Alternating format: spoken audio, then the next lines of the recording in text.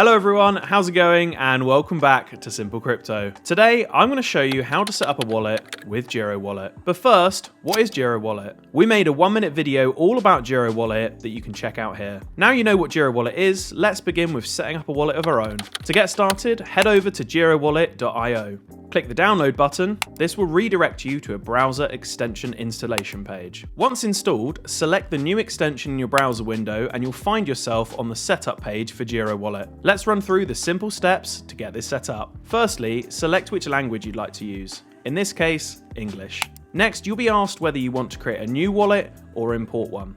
We're setting up a new wallet today, so you'll need to select Create Cardano Wallet. Gero will remind you here about the importance of keeping track of your password and secret phrase. Have a quick look over the information before clicking Continue. On the next page, we need to choose a secure password. This needs to be at least 10 characters, with at least one uppercase character, one lowercase, and a number. Click to agree to the terms and conditions and click the additional checkbox to show that you understand that Gero Wallet can't recover your password if you lose it. So make sure you are happy with your choice and that it is both secure and memorable. Next, we'll be given our secret phrase. This is a 15-word sequence that is unique to your wallet and should be treated with the same kind of privacy as you would give your bank PIN. As reminded on screen, don't ever share this with anyone or you're at risk of losing your funds. Click unlock and make a note of the words and their order. We would recommend doing this physically on a piece of paper. Once you've got this safely stored, confirm this by ticking the checkbox and clicking continue. To ensure you've noted it down correctly, the next step is simply re-entering the secret phrase words in the correct order before hitting continue. You can now customize your wallet by giving a name and an alternate color scheme if you'd like. Click continue and that's it. After some final reminders from Gero Wallet to keep your password and secret phrase well taken care of,